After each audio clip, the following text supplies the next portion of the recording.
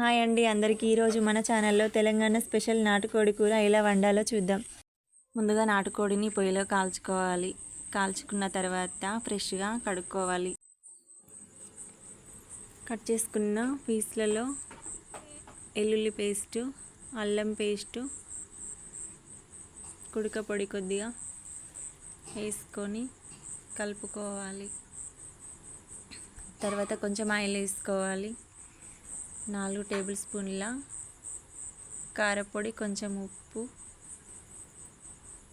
కొద్దిగా పసుపు వేసుకొని బాగా కలుపుకోవాలి.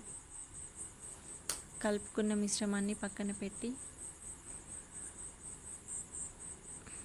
పొయ్యి మీద ప్యాన్ పెట్టాలి. ప్యాన్ వేడెక్కాక ఆయిల్ వేసుకోవాలి. అందులో 4 పచ్చిమిర్చి ముక్కలు, అల్లం వెల్లుల్లి పేస్ట్, కుడక పొడి కొంచెం వేసి కలుపుకోవాలి. అవి వేగాక చికెన్ వేసుకొని బాగా కలుపుకోవాలి. కాసేపు అయ్యాక కొంచెం వాటర్ పోసుకోవాలి.